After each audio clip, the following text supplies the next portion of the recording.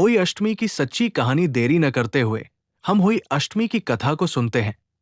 अगर आपको ये कथा अच्छी लगी हो तो प्लीज लाइक सब्सक्राइब करना ना भूले। एक साहूकार था जिसके 7 बेटे थे, 7 बहुएं तथा एक बेटी थी। दिवाली से पहले कार्तिक बदी अष्टमी को सातों बहुएं अपनी इकलौती ननद के साथ जंगल में खादान में मिट्टी खोद रही थी। वहीं स्याहू सई की मान थी। मिट्टी खोदते समय ननद के हाथ से सई का बच्चा मर गया। स्याहू माता बोली कि अब मैं तेरी कोख बांधूंगी। तब ननद अपनी सातों भाभियों से बोली कि तुम में से मेरे बदले कोई अपनी कोख बंधवा लो। सब भाभियों ने अपनी कोख बंधवाने से इनकार कर दिया, परंतु छोटी भाभी सोचने लगी कि यदि मैं कोख नहीं बंधाऊंगी तो सासू जी नाराज होंगी। ऐसा विचार कर ननद के बदले में छोटी भाभी ने अपनी कोख बंधवा ली। इसके बाद जब उससे जो लड़का होता वो 7 दिन बाद मर जाता। एक दिन उसने पंडित को बुलाकर पूछा, मेरी संतान 7वें दिन क्यों मर जाती है? तब पंडित ने कहा कि तुम सुरही गया की पूजा करो। सुरही गाय स्याऊ माता की भाईली है, वो तेरी कोख छोड़े तब तेरा बच्चा जिएगा। इसके बाद से वो बहू प्रातःकाल उठकर चुपचाप सुरही गाय के नीचे सफाई आदि कर जाती। गौ माता बोली कि आज कल कौन मेरी सेवा कर रहा है, सो आज देखूंगी। गौ माता खूब तड़के उठी। क्या देखती है कि एक साहूकार के बेटे की बहू उसके नीचे सफाई आदि कर रही है। गौ माता उससे बोली क्या मांगती है? तब साहूकार की बहू बोली कि स्याऊ माता तुम्हारी भाईली है और उसने मेरी कोख बांध रखी है, सो मेरी कोख खुलवा दो। गौ माता ने कहा अच्छा। अब तो गौ माता समुद्र पार अपनी भाईली के पास उसको लेकर चली। रास्ते में कड़ी धूप थी, सो वे दोनों एक पेड़ के नीचे बैठ गई। थोड़ी देर में एक सांप आया और उसी पेड़ पर गरुड़ पंखनी पक्षी का बच्चा था। सांप उसको डसने लगा। तब साहूकार की बहू ने सांप मारकर डाल के नीचे दबा दिया और बच्चों को बचा लिया। थोड़ी देर में गरुड़ पंखनी आई तो वहां पर खून पड़ा देखकर साहूकार की बहू को चोंच मारने लगी। तब साहूकारनी बोली कि मैंने तेरे बच्चे को नहीं मारा, बल्कि सांप तेरे बच्चे को डसने को आया था। मैंने तो उससे तेरे बच्चे की रखा की है। ये सुनकर गरुड़ पंखनी बोली कि मांग, तू क्या मांगती है?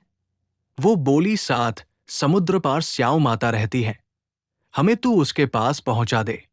तब गरुड़ पंखनी ने दोनों को अपनी पीठ पर बिठाकर स्याऊ माता के पास पहुंचा दिया। स्याऊ माता उन्हें देखकर बोली कि बहन बहुत दिनों बाद आई।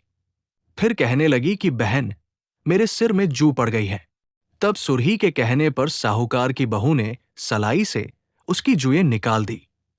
इस पर स्याऊ माता प्रसन्न हो बोली कि तूने मेरे सिर में बहुत सलाई डाली है, इसलिए तेरे 7 बेटे और बहू होंगी।